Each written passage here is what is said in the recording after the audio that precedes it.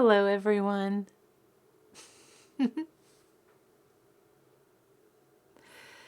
Hello, hello, hello. And welcome to this Wednesday's pop-up art studio live stream or a virtual art hive, whatever you'd like to call it. Welcome to it. My name's Mary Cronert, and I'm here on behalf of the LivingRoom Community Art Studio. Every Wednesday, I join you here for an hour and a half of creativity and community connection. You're welcome to work on what other projects you might have at home where you are. Perhaps you have something new that you'd like to try today. And let's see. Hello, Nicole. And let's see what's happening now. Can you still hear me, folks? My screen here has gone a bit blank. So it's always helpful to know if folks can still see and hear me as I'm chatting. Nicole, you let me know if you can see me, okay? Oh, I think I'm back. I can see myself again at least. If I'm a little glitchy, let me know, and I can always start the live stream again. And start from scratch and see where that goes. So thank you so much for being here. As I was saying, the next hour and a half from 2 to 3:30 on Wednesdays, I'm here to make art and chat and connect with you. Yay, I'm working now. That's good. And just basically connect with folks and learn about what you're making, what kind of creativity you've got going on in your life these days. Hello, Momo. Oh, thank you. It's so good to know. Yay, it's working. And of course, you're welcome to chat and connect with one another, to share links or experiences that have been inspiring you, or perhaps troubleshoot creative things that you're getting stuck on. We've got such a fantastic community here. And you know, the living room is based out of Durham region, but of course this being online enables us to connect with people from there's some days where we're connecting with people from all over the world. So feel free to reach out and let folks know. Now, on that note, I can see that you're here if you participate in the chat, but if I can't see if you're just watching at home. So if you'd prefer to have a little bit of invisibility, hey Kathleen, good to see you here, then you can just hang back and listen or watch, treat us like a bit of a podcasty kind of situation, and that's totally fine. Now, you might want to make art with us. That's great. Of course, I'm never going to say no to that. But if there's other things going on and you just like to absorb the artsy vibes, that's all right as well. Some folks, I know you've got errands, you might be at work, maybe you're on a walk with your dog, maybe you're doing the laundry or taking care of paperwork. All of that's okay. If we can give you a bit of creative inspiration or relaxing artsy downtime during your day, that's what counts. And of course, you know you best. You are an expert in how you feel. So take the time you need to spend with us today and do what feels right to you. And if that means stepping away from the live stream to do other stuff, that's okay. You might only be able to spend 5 minutes, 10 minutes with us, and that's okay too. I'm going to be here for the full hour and a half chatting with you. And if you want to come back, whenever you want to come back, that's just fine with me. And of course, for you folks watching, once we've been archived, I'm thinking of you too. Thank you so much for being here. Your contributions matter just as much as anybody else's. Thank you for supporting us and tuning in to catch up with community. All right, and Joe's saying hi too. Hi, Joe. And Joe says, hope everyone is wonderful today. That's lovely. Oh, and we have a catch up on Joe's garden. Oh, I always love garden catch-ups too, because of course in Art Hive land, gardening is a creative endeavor as well. So gardening counts, absolutely. Joe says, my garden is in full bloom and 2 of your sunflowers are over 6 feet tall already. A couple smaller ones are in bloom. You know what? My sunflowers, let me just take a peek out the window here. They're okay. I got a couple that are over 6 feet, but none of them are in bloom yet. I am so excited. What a beautiful moment when that happens. It's just the sunniest, sunshiniest feeling in the world to see a sunflower in bloom. And if you've been keeping up with our live streams for the last few months, we've had quite a few conversations about sunflowers in particular, how to grow them, how to keep the squirrels away from them. So far, mine are doing okay. So all these wonderful conversations, all this knowledge sharing and resource sharing has helped. So thank you so much. And Momo says, Momo wanted to start the meeting saying, thanks. Thanks to the Living Room writing workshops, I'm finally getting unstuck in your writing. Momo, that's fantastic to hear. I'm so happy to hear that. I can feel it. I think it might be the very humble start of something finding my own voice. So thank you, Mary, Danielle, and the whole creative community. Yay! That's fantastic. And that's sometimes like that's what we do, right? None of us are, I don't know. We don't claim to be fantastically expert teachers. What we can do is take things that we love to do and share them with other people. If you want to try them too, we're happy to share what we love with you. And you know what? We inspire one another. So thank you so much, Momo. I'm so happy to hear that. Always great to get feedback. And on that note, I want to just give a shout out to a group that the Art Hive's Facebook page. Momo, you can help me with this. And please feel free to put another link in the chat. There is a kind of art therapy, art Hive book club going on right now, a Zoom group that folks can join every other Friday. And you get a chance to share what you're reading and share what's inspiring you about it, discuss it with other folks who might be familiar with it as well. So anyone out there who's interested in art hives or creative self-expression as it relates to art therapy oriented kind of stuff, check it out. And Momo, I'm sure Momo will share the link, but if not, I will try to share it after the live stream today because I've been meaning to do that. And Yafa, hello, Yafa. And Yafa's saying, hello, lovely seeing you, with a sunflower emoji. So sunflowers might be a bit of a theme for today. And Carlos, hello, Carlos. Carlos says, groovy to see y'all virtually. I hope the week has been kind and groovy to see you. Oh, me? Well, thank you. Thanks as always for the creative space. Well, you know what? It seems like today is a day of gratitude as well. Sunflowers and gratitude. I want to say thank you in return to everyone who takes part, everyone who contributes their energy. It means so much to me that you drop by once in a while to say hello. For some of you, it's a little more regular and you're here every week. Well, without you, this wouldn't be much of anything, would it? So thank you for sharing your time, your art, your heart, your knowledge, just as Carlos said, your general grooviness. I appreciate it more than you know. And I'm sure there are so many other people out there in the community who appreciate it as well. And Courtney, hey Courtney, how are you doing? And Momo will share the link. Excellent. It's so great to see that the workshops and the Zooms we're doing are contributing and helping people reconnect or rediscover or perhaps push themselves in new directions with the work they're doing. We have another writers group tomorrow morning. I think I'm going to be hosting this one. Oh yeah, I guess I better figure out what I'm doing. So that's tomorrow at 10 a.m., Thursdays at 10 a.m. And of course, we have a very special workshop in the afternoon tomorrow as well. Some of you folks might have seen Kathleen saying hello at the beginning of this live stream. Kathleen is one of our super fabulous placement students from Ontario Tech University, and they will be hosting a Zoom workshop tomorrow at 2 p.m. about a happiness altar and how you can create your very own altar honoring happiness in your life. And as Kathleen explains in the event description, we won't be like physically creating our altars tomorrow because that might be a little difficult for folks. What we will be doing with Kathleen's help is identifying and really getting clear about the things that make us happy, that we'd like to represent on that little altar in our space.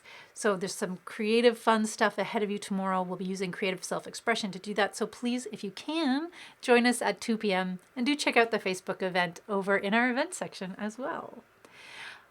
Oh, wonderful. And Nicole says, I was inspired by your spiral live stream a few weeks ago. I made a spiral for the first time.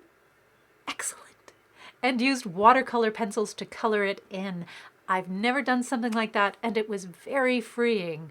That is awesome. And that's one of the things sometimes that just taking those creative risks can do. It can help us feel free.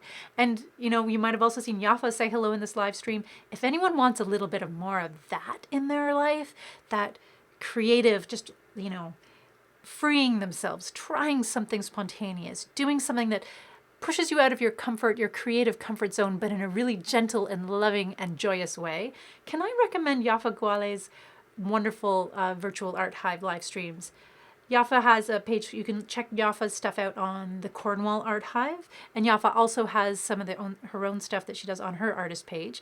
I think I'll post a link there afterwards as well. Check it out. You've seen Yafa host a few live streams for us here on our page and on the past on a Thursday evening as well, but such a creative force of nature. And if you're looking for something to just shake things up in a really good way, Yafa is always an inspiration. And Simone, hello Simone. Simone says, hey Mary, I agree with Momo about the writing workshops. Excellent. And Simone is picking up a Linda Berry book. Brilliant, brilliant. As you know, I'm a little bit of a Linda Berry fan. There's something about the way she moves through the world, how she creates, how she works with students, just people who are interested or curious. It's beautiful and contagious, and her books never fail to inspire me. So, of course, when it comes to picking up books, yeah, go for it. Linda Berry, you can't go wrong. And there's Kathleen saying hello again. Now, Kathleen, if you'd like to put something in the chat about your workshop, please feel free. And if folks have questions about the Happiness Altar workshop, now would be a great time to ask as well. But I'm going to get to work because I could sit here and chat all day long. But let's keep chatting, and I'll start making as well. And oddly, what I'm doing today has a little bit to do with a spiral as well, or at least it starts with a spiral, but not a drawn spiral. Now, folks, you remember, I think a few live streams back, I showed you this twine that I've been making out of fabric scraps. I love it. It's such a comforting thing to do. Kind of like one of those wonderful mindfulness kind of relaxation exercises. But you could do it while you're watching TV. You don't have to pay attention to it a whole lot, just twisting fabric and wrapping it around one another. It's great. Oh, lovely. Kathleen says, absolutely. Mary covered it very well. Well, thank you. But if there's any questions about the Happiness Altar workshop, Kathleen would be happy to answer them now. Lovely. Oh, and Momo says, looking forward to the workshop. I am too. And it's one of the really, like, the wonderful things about working with students.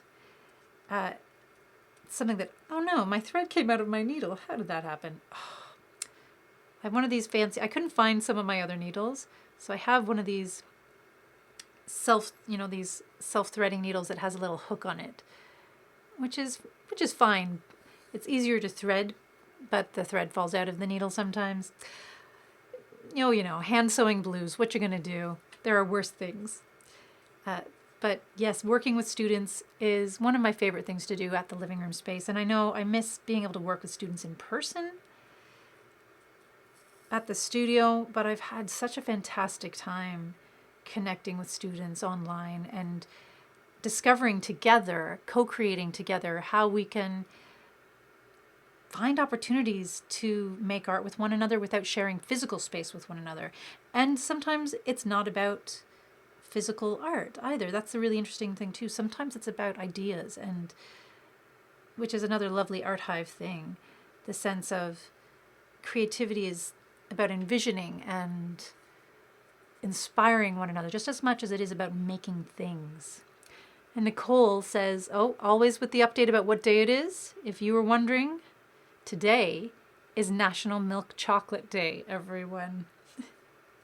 Now, I'm hoping that means, I'm wondering, I imagine it must be including coconut milk chocolate, because that's one of my favorite things these days, coconut milk chocolate for those vegans out there. And this needle is driving me. It's you know what, it's what's happening here? Come on, needle, just work with me. Not a good needle to use in what I'm doing, so I'm going to switch. I'm going to go to an old-fashioned needle. Good old-fashioned needle here, which means I'm using my tired old eyes to thread it, but it worked. Excellent. And speaking of thread, Momo says I make a mini... Oh, wow, lovely. It's not thread, it's about altars. So Momo, you'd be a very interesting voice to contribute to this conversation as well. Momo says, I make mini Day of the Dead altars, a bit different, but they bring me peace, and I'm happy to honor my loved ones that have passed that way with an altar. And that's, I think, part of the conversation as well, isn't it, Kathleen? We spend a lot of time discussing this workshop and thinking, well, what is it? How will it come across to people?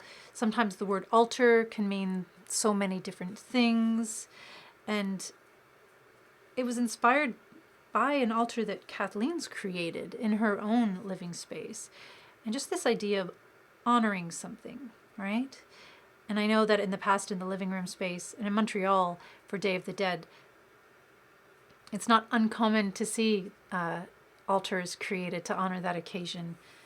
And it provides opportunities for everyone in the community to remember and reflect upon and celebrate the people in their lives, the creatures in their lives, those that we've loved and lost, who are still with us in so many interesting and meaningful ways. I know placing things on those altars in the studio for myself has been very helpful, very healing, and gives me a chance to talk about, if I'd like, why those objects, those pictures, those memories that I place on the altar are so meaningful to me. And when I talk about someone that I've lost, someone, and let's include all my animals, all the living things in my life that bring me joy and have brought me joy, I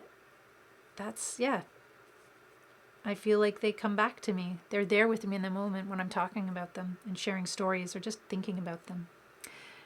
And let's see. And Kathleen saying, yes, that's wonderful. Altars offer us an opportunity to connect with elements of our life. I'm so glad you're able to connect with your late relatives through altars. Yeah, and culture as well, right? There's so many interesting elements to this, so many interesting pieces that I hope we get a chance to explore or touch upon in the workshop tomorrow afternoon. And Nicole saying, I've never had coconut milk chocolate, but it sounds delicious. I'm sure it counts. Good. I'm counting it. I'm counting it for sure. I hadn't had coconut milk chocolate before this year, and I think I found some on sale on one of our weekly errands, our weekend errands. And after that first taste, that was it. I was hooked. Now I'm a bit of a coconut milk fiend. And Kathleen saying, if anyone else here is vegan, Fry's cream bars are dairy-free. Oh, Kathleen, I know it. Whenever I spot those, I snap them up as well. Something about having some chocolate on hand always. I don't have many vices in life, but chocolate is one of them. And yeah, I spoil myself a little bit when it comes to that. All right, so I'm just, if folks are wondering what I'm doing, I'm just taking this twine, this fabric scrap twine that I've made, and I'm just stitching it into a coil, into a spiral, really. Kind of like, I don't know if anyone out there has ever made a rag rug, a braided rag rug, or if you've ever seen one. It was something much more common, I feel like, in the early days of my life. But I think braided rag rugs are making a comeback, oddly. And of course, I love the idea of repurposing fabric. I think these were some pieces that had come in a donation, and they were quilting offcuts, and some of the pieces were from unfinished items of clothing where pieces of the patterns were missing. The kind of scraps that might get thrown away if they weren't used. I thought, now's the time. I'm going to give this a go. I wanted to create, I was thinking initially about creating a basket of some kind or a bowl, but I've got lots of those around. So I thought, what if I used this to create a kind of canvas, something that I could hang on the wall. So that is what I'm doing right now. I'm using this time as a bit of a warm-up,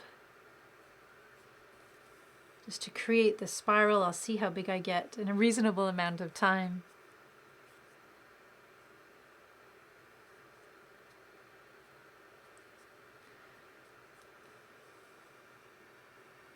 I know watching someone stitch or hand sew on camera isn't always the most interesting of things because it's kind of slow work, isn't it? Which is another reason why I love it. Slow stitching, slowing down, giving ourselves a chance to just be present with these simpler things. Let's see what's happening here. There we go.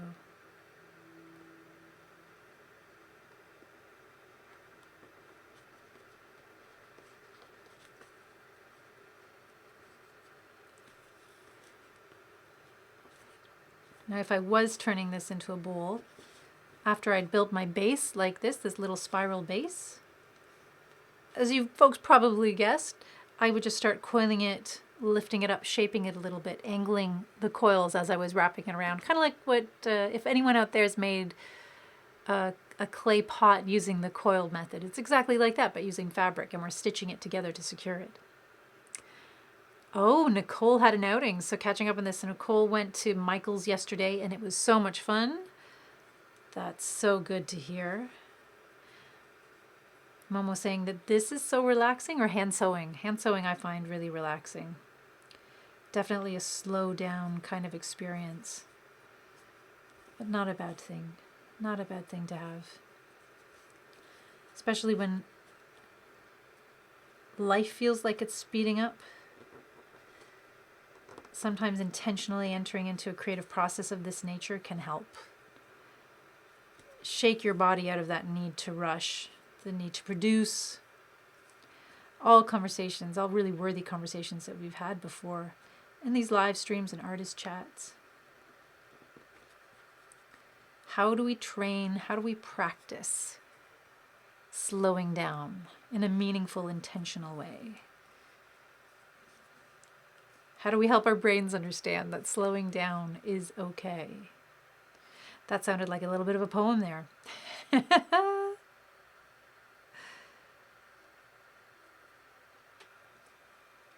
And oh, looking at you hand sewing is relaxing. Oh, that's good. Oh, that's good. That is good information, good feedback to have. Thank you. Because I know in the past I've talked about how I'd love to do some more mending and things like that. So maybe I'll do some more mending in the future then. I have a pair of overalls that I need to mend. The holes have gotten a little too big. And I was thinking of filling in the gaps, not by patching them up, but by weaving new embroidery thread in. I don't have my thimble on hand, so some of this I'm just squishing, using the leverage of my board here to squish it down. Whatever works, right, folks? Whatever works.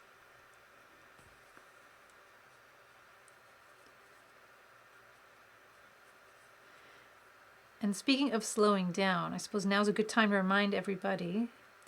I've mentioned it in a few live streams, but just a reminder that the living room will be taking a break. So we are going to be stepping back from online programming for the next 2 weeks, starting in that first week of August, taking a little bit of a break to refuel, to relax, hug some trees,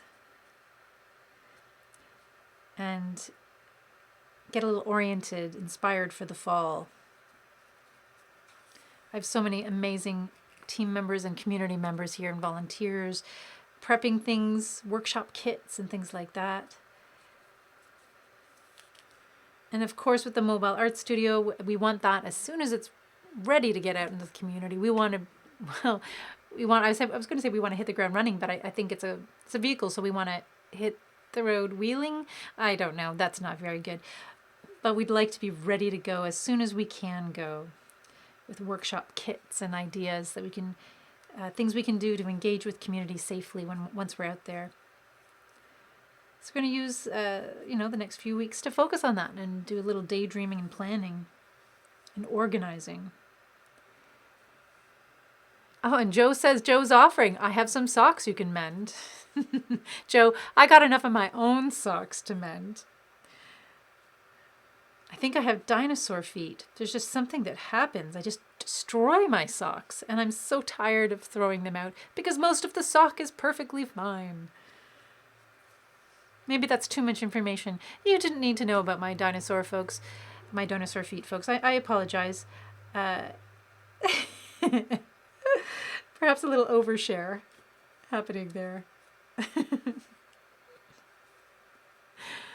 But mending socks is a very satisfying thing to do. And if you're ever out at yard sales or, different kind of rummage sales or markets, things like that. Of course, now that, maybe there are some summertime things happening outdoors where we can outdoor markets and things like that. If you ever see those lovely little, what would they be called? Like darning eggs, or kind of like they're like mushroom caps, like doorknobs with handles that you can use for sock mending. Pick them up. They're such excellent tools, and they're getting harder to find. But there's so many really, really good ones, especially the Bakelite ones. I really love the Bakelite sock mushrooms. Let's call them sock mushrooms for now. And Wendy's saying, looking into doing more visible mending. Yes. Found some old lace to try. Absolutely. You know what's so funny about that? I was sorting through some fabric pieces the other day, sorting some scraps, and I came across some old lace pieces myself, and I had that exact idea. I was like, how could I use these in mending? How could I patch things up? Using lace in mending would be so beautiful. Such a lovely way to introduce new textures and perhaps even to like weave in fibers from the clothing through the lace to create like a stronger textile in the end. And I see that Audrey's here. Hello, Audrey. How are you? How are things over there in France? How are your beautiful, beautiful rescue kitties? And what are you working on? And as long as we're on the conversation of repurposing and cats, as I was going through some textiles and some curtain pieces that I'd put away, things that I didn't want to throw out, of course, I think I'm going to be making some cat beds. And I might be sort of doing a combination, taking some old, those old wooden salad bowls that you find at Value Village now in thrift stores. They seem to be everywhere. No one really wants to use them anymore. I thought about, what if I turned those into cat beds and just created a nice big round insert, like a fluffy insert that could go into those wooden salad bowls. And then you have a cat bed. My cats are very particular about where they sleep. Always wanting to sleep or nap where I don't want them to necessarily. But I thought, if I made them their own individual salad bowl cat beds, custom pillows, custom cushions, how could they say no, right?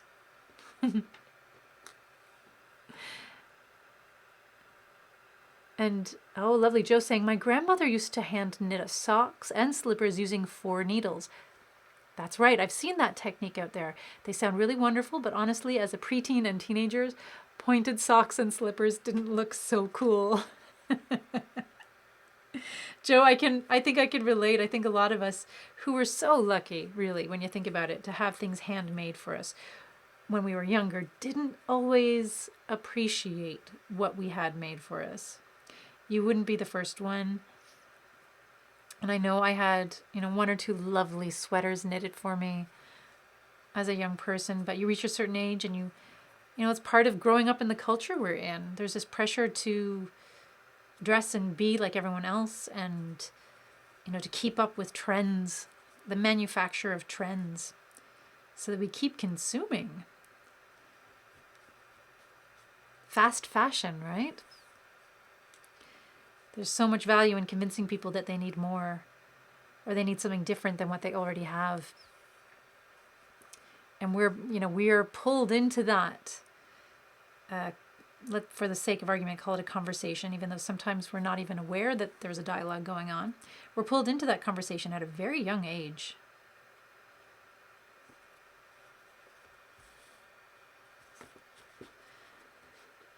And sometimes the casualties of those conversations, those cultural consumer conversations, happen to be the lovely socks that were knitted for us, even if they were pointy.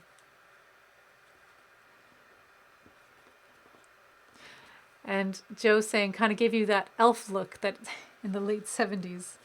That's absolutely right. One of my favorite things to do at the studio when we get donations, oftentimes we receive fabulous pattern catalogs from the 70s. Old kind of crocheted, when it makes you think, these catalogs or pattern books make you feel that everyone was wearing crocheted suits in the 70s, like full on, everything crocheted, from like your underwear to your outerwear, hats, coats, mittens. It seemed like everything was crocheted for a period of time.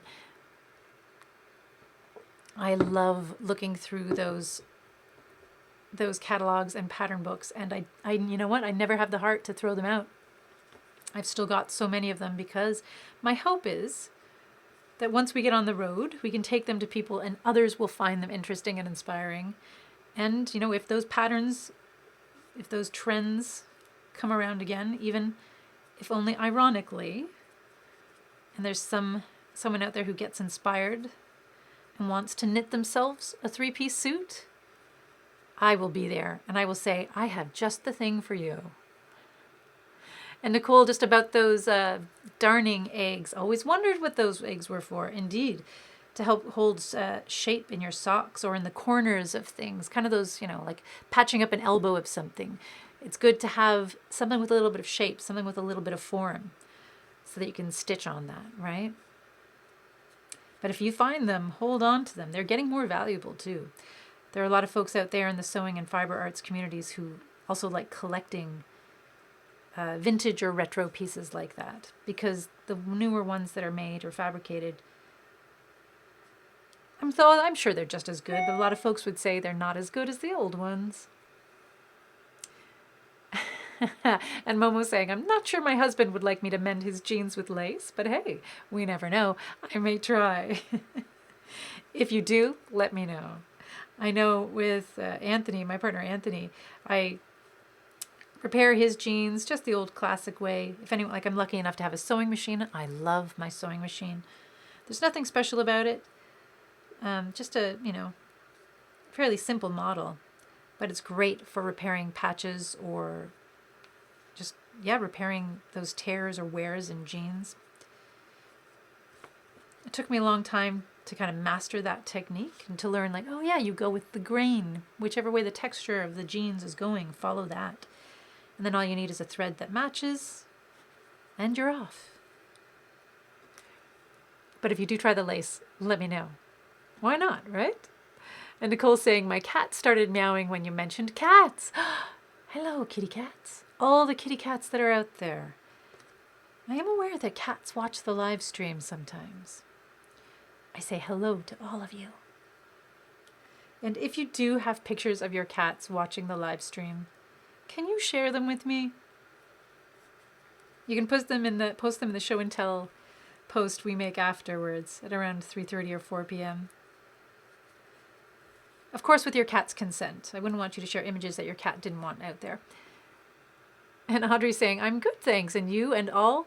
Oh, very good. We've got Anthony, we've got Alice the dog, we've got our 4 cats who are enjoying me being around more this last year and a half, for sure. I was actually thinking about that, how when things move forward, I know we're not out of the woods yet, so to speak, but I'm going to miss being home with my animals so very much. I think they'll be fine with it in the end, and I'll probably be fine with it in the end as well. But I enjoy their energy, and I think they've helped keep me calm. They've helped make me feel grounded over this past year. So I'm very grateful for them. I'm grateful for their presence in my life. Absolutely. And Momo says, is there any particular reason people are not using wooden salad bowls anymore? Good question. Good question. You know what? I don't know. If anyone out there does, inquiring minds want to know. Share your opinions, your thoughts. Folks, what do you think? I have a wooden salad bowl that we still use for salad. So maybe it's that people aren't eating salad anymore. I don't know. Could also be the look of things, perhaps. The 70s moving on. But they're beautifully, you know, some of them I'm sure are mass manufactured, but they're beautiful pieces. I like the weight of them. And perhaps people, maybe there's I don't know, let's see what the community says. And Joe says, I need to cut 3 bowls for my cat to fit in. 3 bowls or just 1 extra large bowl. Or does your cat love having 3 spaces to sleep? I find it fascinating observing where my cats live their life, or their lives. The parts of the house they choose to claim. Right now, I think they're lying on the front windowsill, on the shelf I usually grow my start my seedlings on. Once the greenhouses, the little mini greenhouses I have are moved, they take over.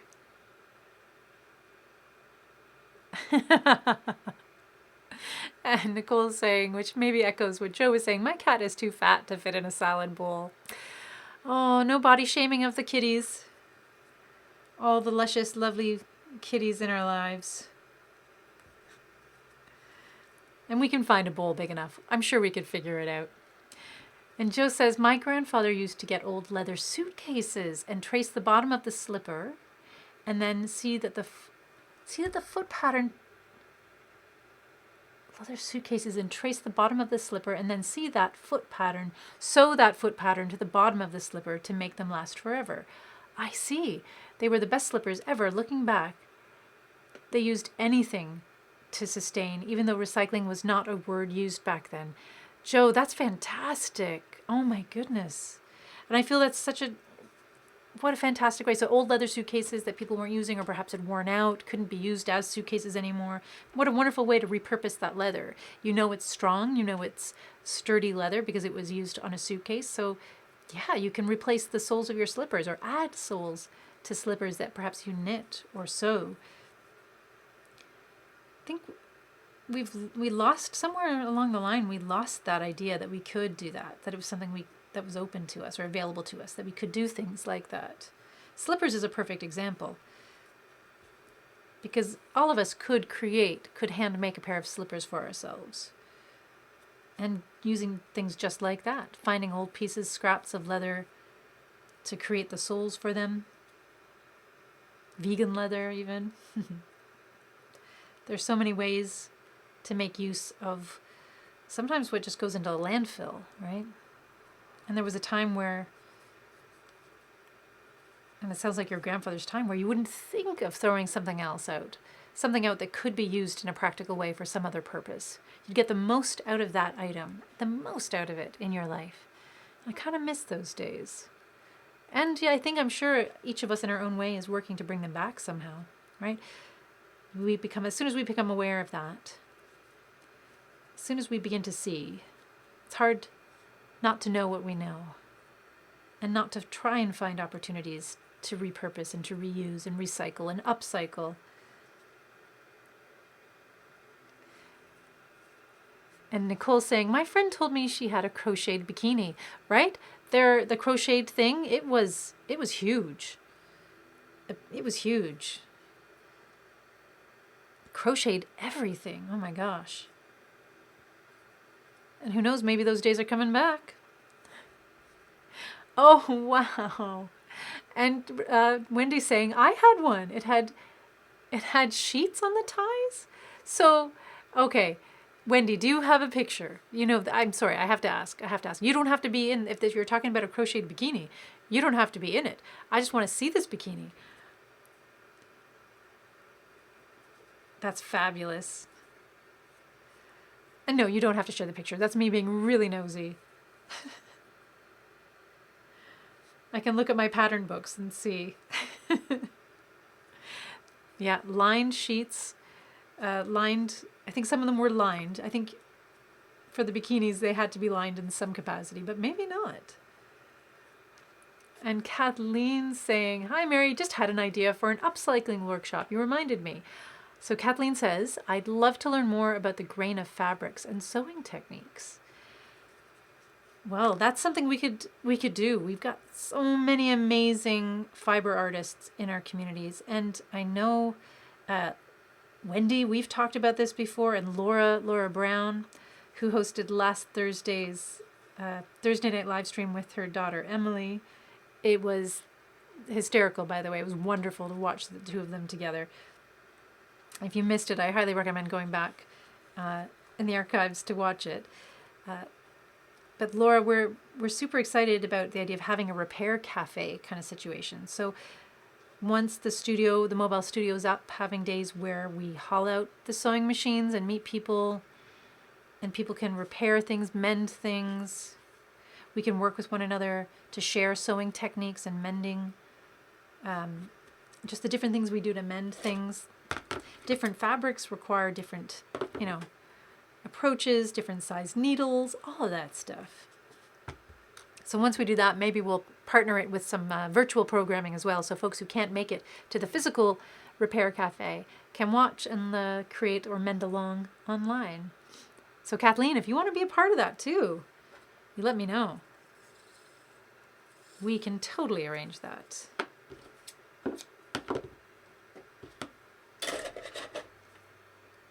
All right. And the slow stitching here. Thanks folks for hanging in there with me. Definitely takes time, but it's worth it, and it feels good to watch something develop that you're working on. And as far as mending too, there are some mending movements out there that are all about what mending I suppose was traditionally in many cultures, where you're hiding the work that you do, as opposed to visible mending, which has a history and techniques. Am I saying this right? I think sashiko. Am I saying that right? Am I imagining that word now? Sometimes when you get a word in your head that you're so used to, but then it sounds so strange to say it out loud. Sashiko-inspired mending is all about making the stitches visible, so you're drawing people's attention to the mending that you're doing. You're telling a new story about this article of clothing or whatever it might be, adding character to it, adding in a new chapter to it, making it more beautiful through the mending that you do. But I'd actually love to learn more about invisible mending as well, and how to fix things in very fine fabrics where you don't want there to be a big patch on it. So yeah, we'll keep working on it, folks. And Joe says, it's ironic nowadays people pay big money for jeans with slices and cuts in them, and we used to mend those rips to make them lost. How the world evolves each day. Joe, I think about that all the time. I think about the trends. You wonder where these trends came from, and we know where they come from in a lot of ways, right? It's a conversation that's very big, perhaps too big for a live stream right here, but the swings and roundabouts of culture and fashion and trends, where to have something that looks too clean, too new, too perfect goes out of fashion. You want to look like you've lived in something for a while. You want other people to look at you and think something very specific. I don't know if everyone thinks about that when they buy a pair of jeans with a rip in them, but I do. I think about it all the time. What am I saying when I wear this? Am I prepared to have a conversation about it? Do I feel comfortable and confident to have a conversation about this? But it's true, there's a certain a strangeness that I'm sure many of our ancestors, if they were to step into this day and age, I think they'd be very confused about quite a few things. But that would definitely be one of them. Why are people paying more money for something that needs a repair? Or that has been purposely worn down, like in so much of the denim that we wear, because of course natural denim is very, very stiff. It's so stiff. It requires so much water, not only in the growing of the cotton for the denim and the dyeing process, but a lot of water is used to simply soften them and break down the fibers so that we can slip them on and wear them and feel nice and cozy and comfy. So there's things in fashion that we don't even think about. You don't think about it until you have to think about it. And denim is one of those things. I'm trying to buy my denim secondhand now instead of buying new. If I can't mend the pieces that I have, seeing where I can buy them thrifted, just so I can extend the life of that denim a little bit more. And Nicole says, oh, well, hello. Sage the cat says hello. And I say hello right back, Sage. What a great name for a cat. Hi, Sage. Hi, Sage. Would anyone else like me to say hello to their cats? And Joe's saying, think people are so into prepackaged salads and foods, so a lot of things are being lost, especially things being delivered already prepackaged. Whew, yeah, and you know how I said the conversation is so big? That's part of the reason why it's so huge, too. It's not just about the fashions in the clothes we wear, but the convenience of how we need and want things delivered to us, and the idea of prepackaged foods and perfect looking food and all of those things. It's a very big conversation, but to be able to have it, to be able to question it and consider, are there alternatives? Are there other ways we can do things? We show gratitude. Well, we show gratitude to Mother Earth, taking care of our natural environment, doing what we can to play a small part in I guess, shaping consumer trends of the future. Because if we don't want something, they're not going to try. They're going to find the thing we want. They're going to sell things to us that we want. So if we want change, they're going to look to find change.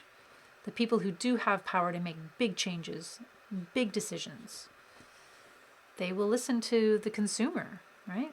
So if we say less packaging, please, or more eco-friendly packaging, if enough of us say it, and if perhaps we're willing to pay the price, maybe a little, to have that, they will follow suit.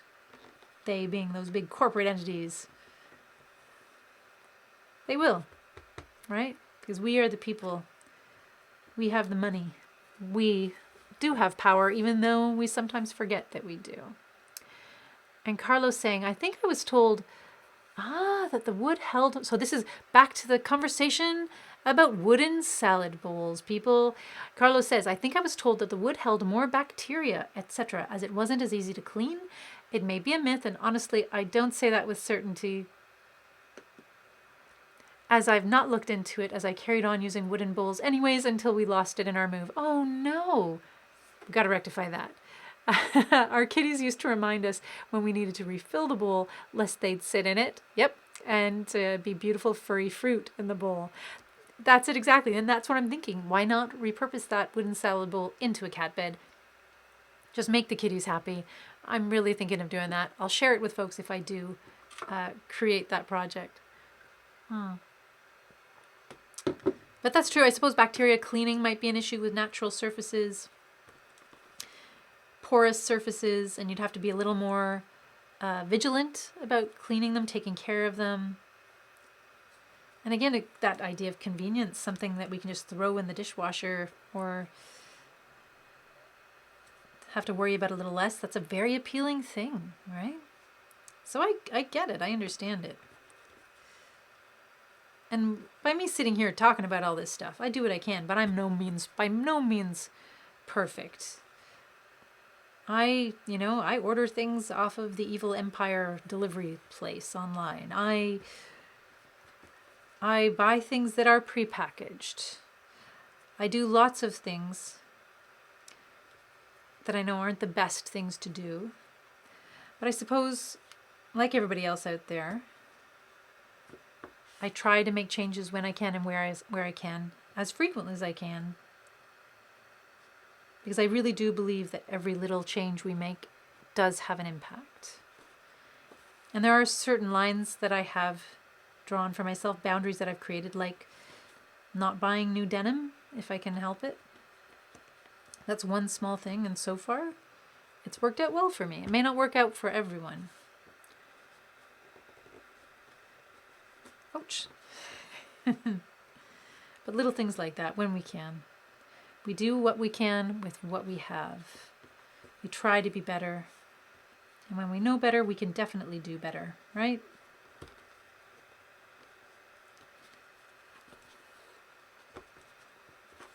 Because we are so lucky in so many ways. And Joe saying, those slippers were great to dance in the disco era. Oh, so that's excellent. So those leather bottom slippers probably slid around that disco floor very, very nicely. And, well, oh no. Oh, Joe, I fell right into it. I fell right into your joke trap. Joe says, do you know why those slippers were great to dance in the 70s, the disco era? Because those slippers had soul. Oh, Joe. Oh, Joe. I just need to take a moment now. I just need to take a moment. You got me. You got me, Joe. You got me. Totally got me. And Nicole says, I watched a show once and a woman went into an apartment, and the owner told them to change into slippers. Then they started sliding along the hardwood floors in handmade slippers. It was so relatable. Oh, that's right. There's something about, a good pair of slippers on a nice slidey, slippery surface. That can be fun times. Also, be careful. Safety first, folks. And, interesting. So Joe says, Joe, now be careful what you wish for, Joe. Just on the note of crocheted bikinis. Joe says, and I want all the crocheters out there or knitters out there to pay attention. Joe wants a knit brokini. Wonder if I could capture the market. You want to knit a brokini? Joe, do it. Do it. What's stopping you? I think there is something there. And I have seen crocheted swimming trunks and things of that nature out there. Speedos. I've seen them. They exist. If you want to create a whole new market for it, Joe, I got you 150%. I think a brokini, maybe that's what the world's been waiting for. Yeah, maybe that's what the world's been waiting for. We just didn't know it. Oh, shells. Okay, so there's some Wendy's saying the crocheted bikini had shells in it. Okay, now I really want to see a picture, if that's what that conversation is about. I go on and I miss some things sometimes. And hello to folks who might just be tuning in right now, talking about shells and bikinis and crocheted speedos and brokinis. We get into some really interesting conversations in these pop-up art hives. You never know where the afternoon will take you. You never know. And just a reminder to folks, sometimes if you're not participating in the chat here, I might not be able to see that you're watching, but hello all the same. Thank you for being here. It's okay not to participate in the chat. We're just happy that you're here. But if you do feel like contributing and jumping in, be our guest. Everyone is welcome. And Momo says, one of my friends mends her grandkids' clothes. She makes dinosaurs in her oh, that's awesome, on her grandson's pants, and the kid keeps coming back with more tears. I think he's liking the dinos a bit too much. Absolutely, of course he is. More dinosaur patches, please. I have a couple dinosaur patches that I need to sew onto my jeans, actually. And Laura Ann Brown, welcome, says, hey, what did I miss? Salad bowls and cats? Laura, salad bowls. Cat beds in wooden salad bowls, crocheting, visible mending, crocheted bikinis. Folks, help me out here. What else have we been chatting about? We've been talking gratitude, sunflowers, consumerism, fast fashion, repurposing and upcycling things into other projects. Joe's granddad turning old leather suitcases, taking the leather and putting it into making them the bottom of slippers that he had. Joe telling bad jokes about disco slippers with soul. Yeah, what else? So much. Fast fashion and slow stitching. This is what I've been working on. I know it doesn't seem a lot, but it's a lovely, lovely process all the same. Hand sewing, if you can do it, and I know not everyone can, because it does take, a certain pressure, and I understand some days I can't sew, because some days the arthritis I have in my hands gets a little too bad, and I just can't hold the needle, and I can't put the pressure that I need to into it. But there are ways. We find our ways, and we make what we can with what we can when we're able to make it. Being loving and compassionate to ourselves. Oh, come on. Oh, looks like I've got another. Of course. Come on there. Oh, goodness. Goodness gracious. Snagalicious. You know what I'm going to do? I'm just going to incorporate that into the whole piece. I'm going to trim that piece down. Put that in the garbage so my kitty cats don't eat it. And Kathleen saying, if you corner the market, please shape your garments so they give men weird tan lines. So that, I think, is directly to Joe. Kathleen speaking to Joe. And you know what? That would be a fun thing to do too. I mean, crocheted bathing suits, I imagine, would give some interesting tan lines. Again, I don't have lived experience in this area. Just a thought, an interesting thought out there. Let's see. Nicole saying, I'm not good at making clothing, but I do like hemming. Since I'm short, it's a good thing. I'm with you there, Nicole. I'm short as well. And for a long time before, there were, for a long time and even now, hemming is what opens up the possibilities for me. It's a good thing to know how to hem a pair of pants or a skirt, or even cuffs on it, like shirt sleeves and things like that. And it doesn't take a lot. And it doesn't always need to be done perfectly, right? What people don't see won't hurt them kind of situation. And who cares if they do see it? We enjoy wearing it. And Kathleen saying, I don't really think about holes in my jeans. 99% of my jeans come from thrift stores and I have to buy what fits. Right? I understand that too. Kathleen saying, yes, denim is super tough. Levi's, the first jeans were designed as work pants, and the brass grommets on the pockets were for workers. They were meant to reinforce high stress stitched areas. And Laura's saying, oh, yes, please. Oh, Jimmy says hi. So I was saying another cat shout out. Hi, Jimmy. How you doing, Jimmy? How's it going? And Kathleen says, now we have jeans for women with pockets completely absent. Oh, don't get me started on the absence of pockets in fashion. Why? Pockets are the best. You need pockets. More pockets, please, on everything. And Momo says, please say hello to my hand-sewn cat, Cucho. He was watching the live stream too. I'll send you a pic later. Hello, Cucho. I hope I'm pronouncing your name correctly. Cucho, hello. And Momo says, I love pockets. We need pockets. I'm enraged. I will not buy things without pockets. Pants? No, never. I don't know what people are thinking when they create things without pockets for women. Or those little tiny shallow pockets. I don't mean to get angry with everyone, folks. I'm sorry. Let me bring that back. Let me take my rage down a few notches. But why? Why have pockets that don't do anything? Those little shallow pockets that you can't hold anything in? Why? Why? And Nicole says, I finished the mini alligator I was working on last week.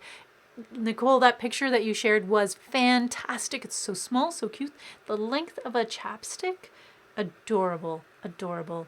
Oh, interesting. And quite on topic, Momo says, Do Better by Rachel Ricketts is the book I am reading now. I'm going to have to check that book out. Because doing better is something that each one of us can do. Right? And we can always do it, no matter where we're at. There's always opportunities. And the more we learn, the more we grow, the more we understand or try to understand the world around us, there are more opportunities to do better. I love it. And it's a wonderful thing to look forward to the rest of your life, wherever you might be in your life. To know that there are still opportunities to do better in every moment and every day. And we can do better in lots of wonderful little ways as well as big ways. It's not always the big gestures and the huge changes. Sometimes it's just the tiny little shifts that we make in our awareness and how we look at the world, how we engage with other people, even when it's difficult. There's always opportunities. My tiny little canvas mat here. Using my handmade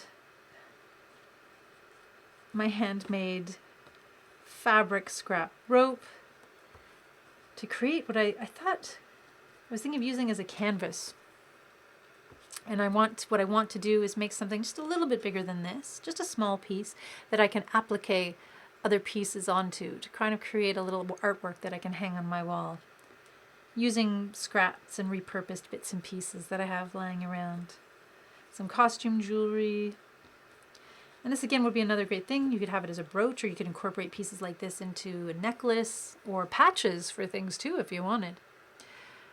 And let's see, Kathleen saying, oh, interesting. The pockets. Yes, so on the topic of pockets, we used to have them centuries ago. There was a split in the side of skirts, and the pocket was placed above the slip dress, the thin dress closest to the body, a sort of underwear, I think.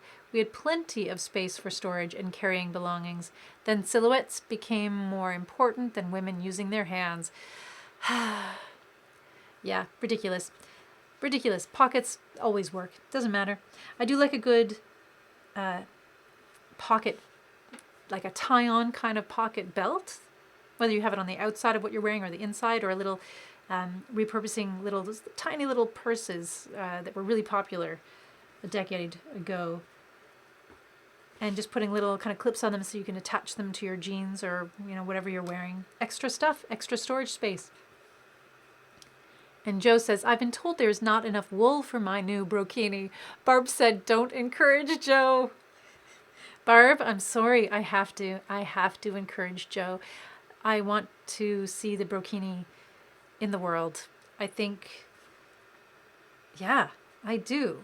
Like, why not? But I understand if there's not enough wool, we'll figure out a way to get Joe something to knit with, something to crochet with. Maybe if you have some old t-shirts, you can turn them into tarn, some t-shirt yarn, because that's really nice to crochet with as well. Nice and soft too. And Nicole saying, oh, just yelling chocolate, shouting chocolate. Now, I'm not sure where that conversation comes from, but yes, chocolate, always. Pockets and chocolate. Pockets for chocolate. I think those two things go well together, conversationally speaking. And Nicole's saying, I did take a drapery making course once. Interesting. It was very interesting. Oh, there you go. I made a few sample curtains, including a working rolling shade made with chicken fabric. I eventually made a set of curtains for myself as my final project. Curtains are amazing, and I think for our mobile art studio, we're going to be sewing some curtains to cover up some storage areas or to help secure things. So I might be calling on your expertise there. I knew a long time ago I knew how to make a nice rolling blade and a nice rolling, like Roman shade, but I haven't worked on them and things like that in so long. I've forgotten those skills. I'd have to brush them up. And Nicole's saying, I think the small pockets were originally designed for pocket watches, I believe. Ah, Nicole, you're right. I'm sure that's why. That seems to make so much sense.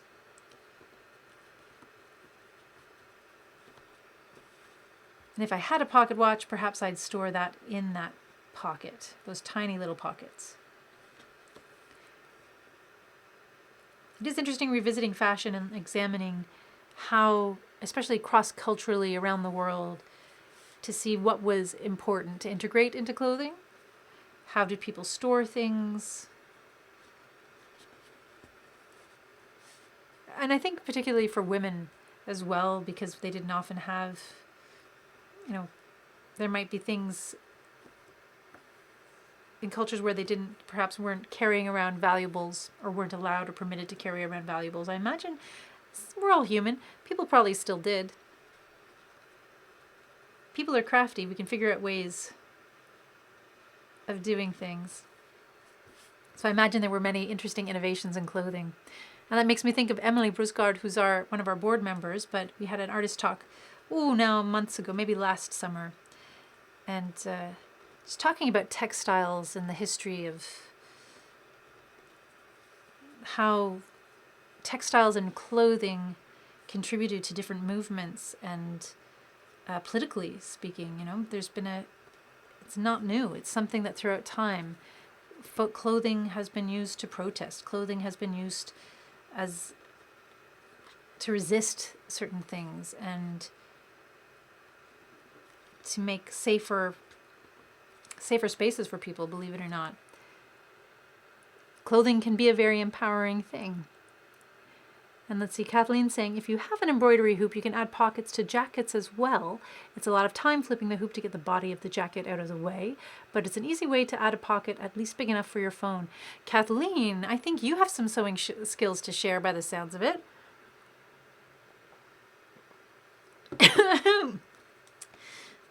Excuse me. As I was mentioning, let's see, why did I just swallow the tea the wrong way?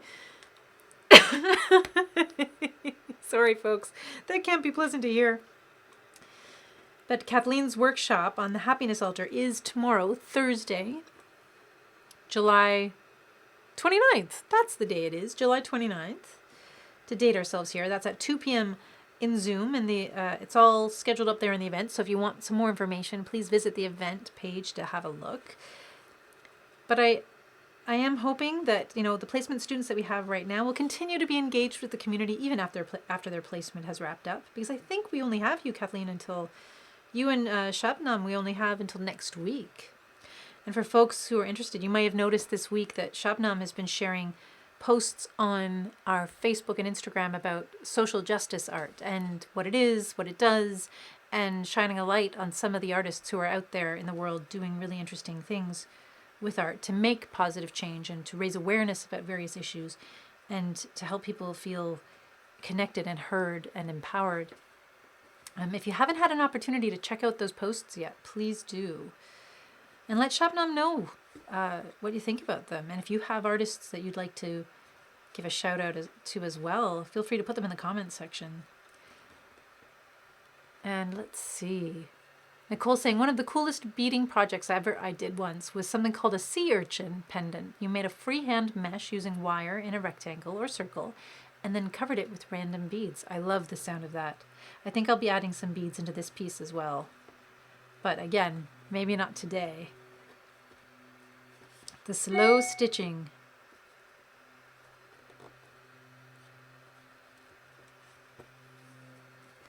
Let's see if I can, maybe one more coil around, and then I'll leave it at that. And then I'll have my base to build off of. Although this would be a really interesting way to make, just practical things too, like coasters, trivets, if you're into that kind of thing. I actually do need some coasters. Next project. And Kathleen's saying, I have to go now. It was awesome chatting with you all. Heart, heart, heart. Lots of love from Kathleen to everybody. Kathleen, have a wonderful afternoon. Thanks for hanging out with us. And folks, if you'd like to see more of Kathleen, join us in the Zoom tomorrow afternoon at 2 p.m. where we can envision and design our happiness altars. Make some space for happiness in your afternoon.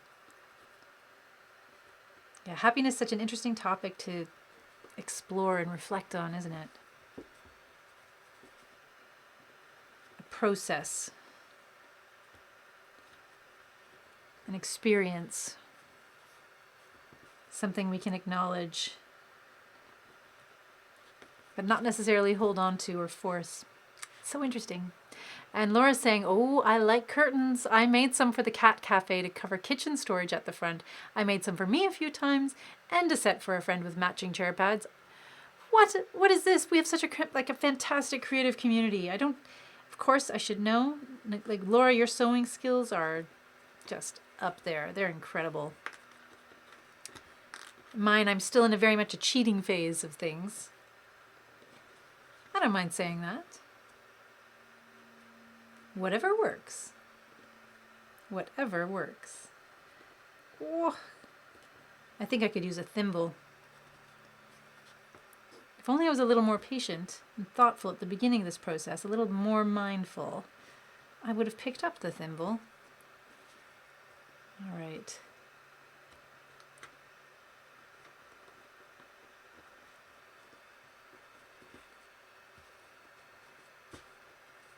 See what I got here.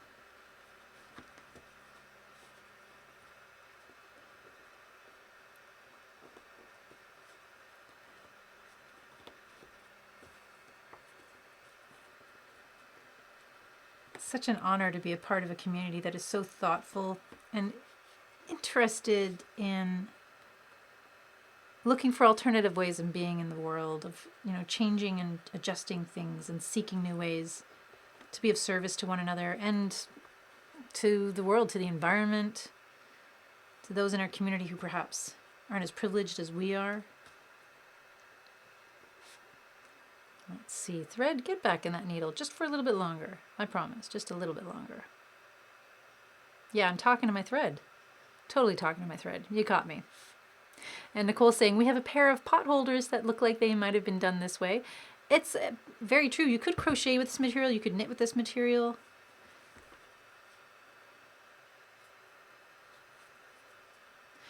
I used about strips to create this twine, 2 strips that were like a centimeter wide, give or take a few millimeters on either side. But you could make much finer strips of fabric to create your fabric twine with.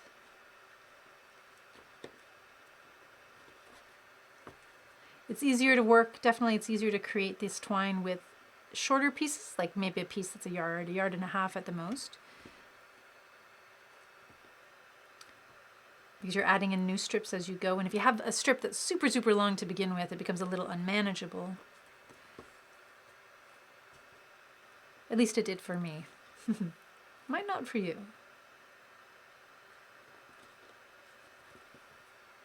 All right, so I'm going to cut this just to show myself that the end is in sight. So what can I do here? There we go. Oh, I do love a good pair of fabric scissors, folks. I love it. So let's see where we're at right now with this. I know you folks have been hanging in there the whole time as I've done this slow stitching. Let's see. Yeah, I mean, it's funny, it doesn't look like much, but it feels special to me. It feels special, if that makes sense. I know where each piece of fabric has come from. I can remember making this, that experience of making it. And now this process, I'm taking it and transforming it into something else entirely. So this is a simple piece that has meaning to me. The fact that I've been able to create it here with you, with the community, adds extra interest into it, I think. Makes it that much more special. But you know what I forgot to ask everybody? I forgot to ask what you're working on at home. So before we wrap up today, what are folks creating? What are you working on? I know there's some writing going on. We talked about that a little bit at the beginning. People enjoying the Thursday morning writers workshop, which is being held tomorrow again, 10 a.m., before the living room takes a 2-week break.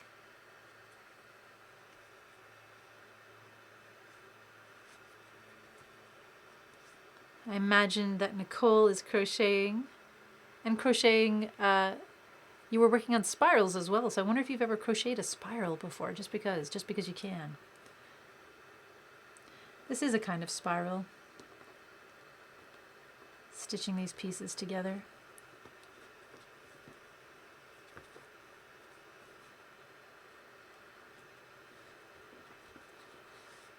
And if I'd wanted to, I could have used a thread or perhaps a thicker crewel thread to give it a little more character, a little more color. I just wanted to see, I wanted to kind of highlight the threadiness of this piece. And I think that works. I think it works.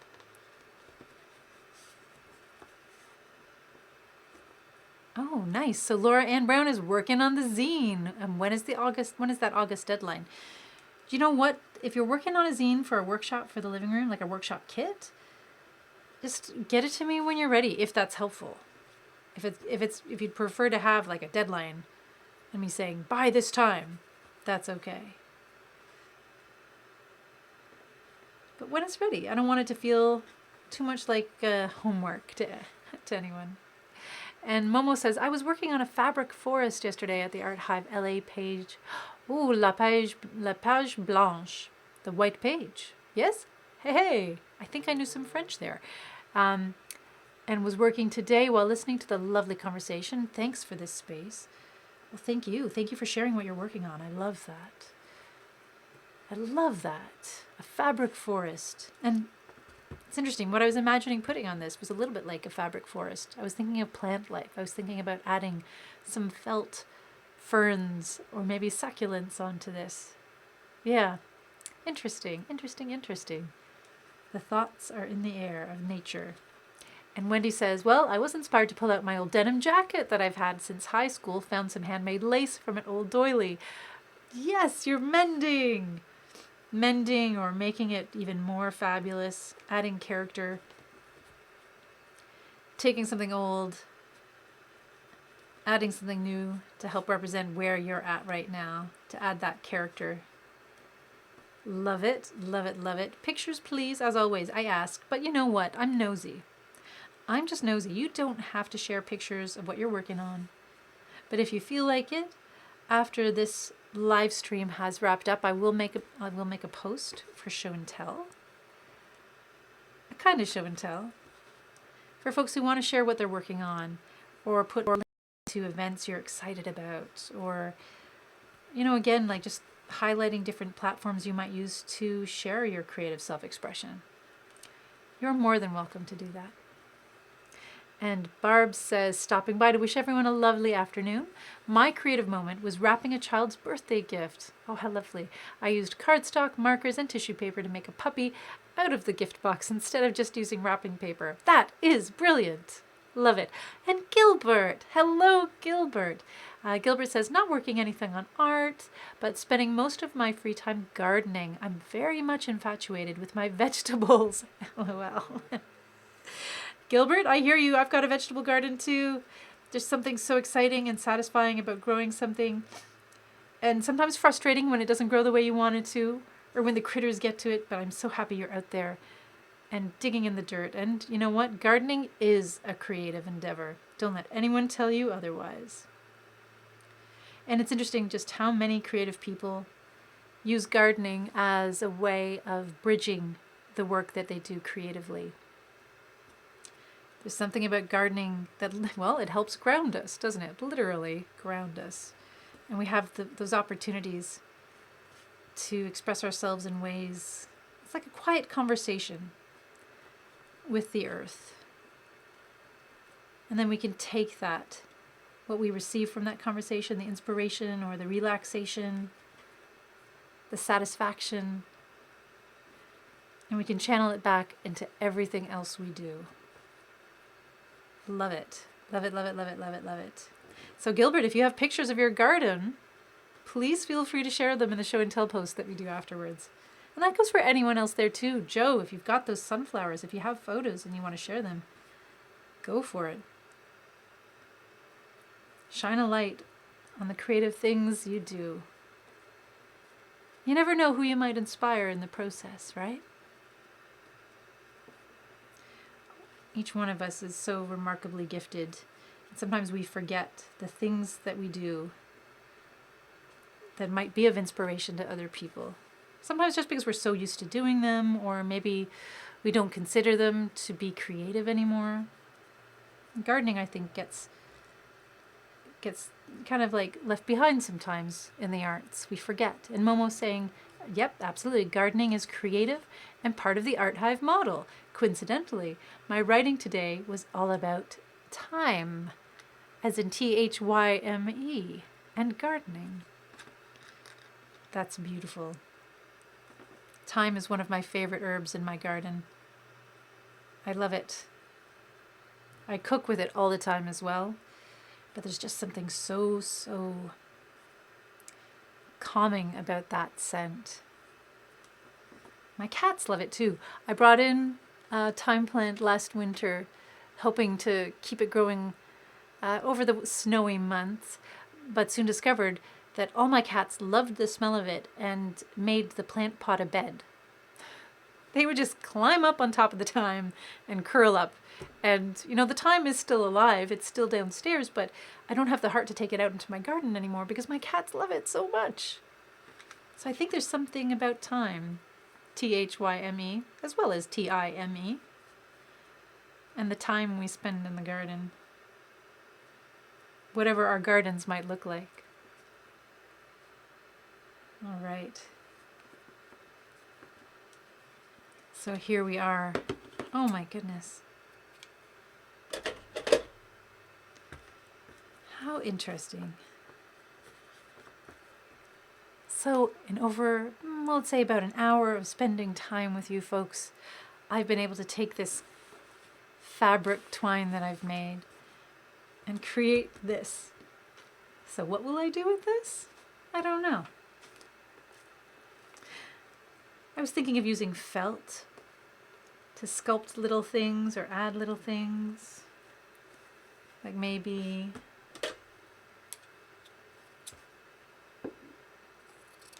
adding some leaves.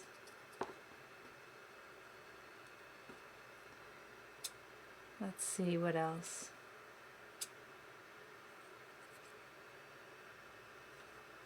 Maybe a little plant pot. What have I got for a plant pot over here?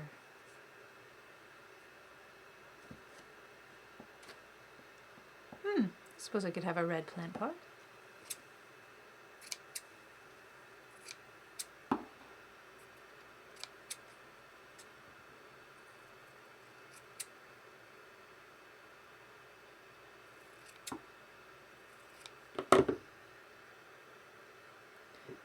Let's see.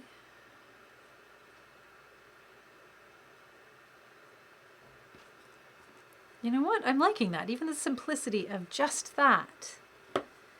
Isn't it funny? All the grand ideas I have. Sometimes during these live streams, hanging out with folks. And definitely, this could be said, it could be the same for hanging out in a physical art hive space as well. There will be days where I have all these grand ideas of what I want to try and accomplish. Things that I think are important to do. But in the end, through that kind of social interaction that we share together, sometimes it's just about simplicity and being able to be at peace with what we create together, what we discover along the way about what we want to create, what we are creating sometimes. To look up suddenly and realize, oh my goodness, I made that. I didn't mean to, but I did.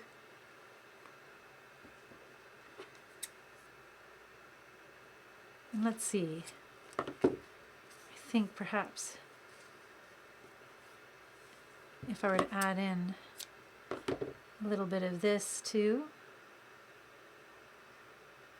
so maybe some applique later on, or maybe I'll just get a little lazy and do a little bit of gluing.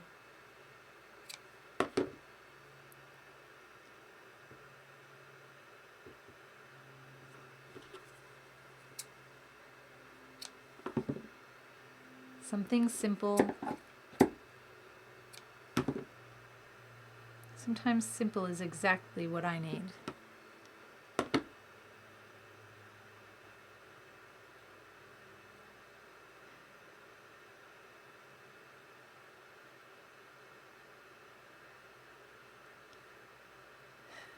So just something as simple as that. I don't know why, that gives me enormous joy.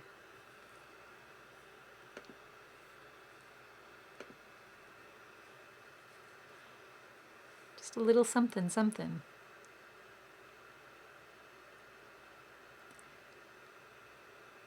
Create a little loop so I can hang that on the wall. And I might add some other elements too.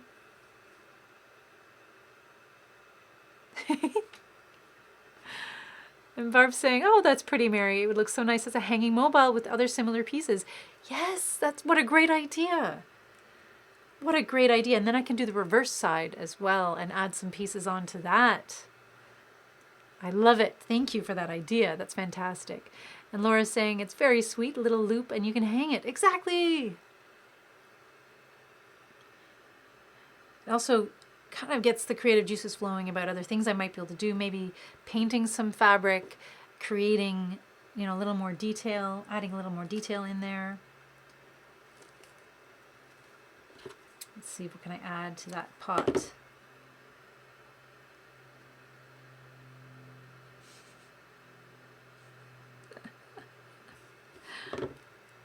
Well, you know what? I think that's a good place to leave that. Or a strong magnet.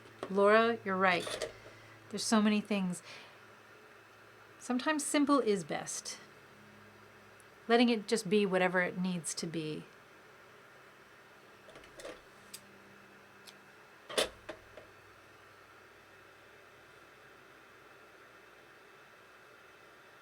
And playing with the felt like this kind of reminds me also of felt boards. I haven't created with a felt board since, I think, well, let's be honest, kindergarten. That's something we could work on together too. That's kind of fun. Making a kind of, what's the word? It doesn't stay around. It's perishable. It changes. It evolves. Oh, why is that word escaping me? There's probably a good reason why it's escaping me. But creating things that don't have to stay that way forever. Things that do change. Oh, Bev! Hello, Bev! And Bev says, hello, I've been watching for the past 45 minutes. Love this creative space. Will definitely join again. Oh, I hope you do when you have a chance. Bev, you're one of the most creative folks I know out there, and you do such good work. It's so great to know that people are out there in the community, hanging out, doing what they do, taking care of themselves. That's what we hope this time is. We hope that people can come together, and whether they participate in the chat or not, whether they're just hanging back and doing their own thing, this time is for you. It's for me too. I enjoy it as well. I'm a bit selfish in that way, but it wouldn't happen without you being there and without that energy coming in from all those different sources everywhere. So I suppose this is as good a time as any to begin to wrap up. Thank you for hanging out with me. Thank you for creating ephemeral. Momo, I just saw that in the chat. That's the word I was looking for. So, yes, ephemeral artwork. Art that exists for a moment in time and then changes, alters, shifts, perhaps disappears, becomes something new. Maybe it was never meant to stay around. That, you know what, there's something about what we're doing here and co-creating together that is ephemeral. What this is right now when we're here in the live stream space is something very unique and very special. The same way it might be if we were sharing space in an art hive, physical space in an art hive. There's a wonderfulness about spending that time together while it's alive and happening. The archived live streams are awesome too. But you know what, folks, if you haven't had a chance and you're watching this when it's archived, I invite you to take part in one of the live streams as well and see what the difference is. See how different it feels to be there sharing space when things are actually happening. Because it is special. Yes. And Joe is back saying just in time to be over. Oh, well, you know what, Joe? I always think of you as being there even when you are away. And Joe says, thanks, Mary. Have a great couple of weeks, everyone, and be safe. And that's a good time to remind folks that the Living Room will be taking a break from programming for the next 2 weeks for a little bit of holiday time, as well as planning and development for programming, all the wonderful things that are coming up. But for now, thank you for being here. Thank you for connecting and creating with me, sharing your art, sharing your heart. Don't forget about the show and tell post that happens after this. Feel free to post pictures, images of sunflowers, gardens, vegetables, sewing, mending, painting, crocheted brokinis, whatever it might be. Post them there if you want to shine a light on what you're doing and perhaps inspire other community members. And then, of course, just posted some garden pictures. Wonderful. And then, of course, tomorrow, Thursday, July 29th, we'll be back in the morning at 10 a.m. with the Writers' Workshop on Zoom. I'll be hosting this week with Danielle hosting the one following up after the holidays. And then in the afternoon, Kathleen, one of our fabulous placement students from Ontario Tech, will be hosting that Happiness Altar Workshop. So if you feel like dropping by and getting clear about what kind of things bring you joy and create opportunities for more happiness in your life, please feel free to join us there too, okay? And Joe's saying, just on the theme of posting pictures, yeah, he's going to look for a brokini, but you may lose viewers. Well, safety first, Joe, always. And as with all content that is shared on the Living Room page, we invite you to imagine everyone complexly and anticipate the reactions that might occur. There are creative risks, and then there are creative risks. So consider that before posting. That's all I ask. That's all I ask. But thank you for everyone for joining us. Have a wonderful rest of your afternoon, and thank you for being here. And as always, until we can connect and create with one another again in person, I look forward to connecting and creating with you right here online. Thanks for being out there, folks. Bye.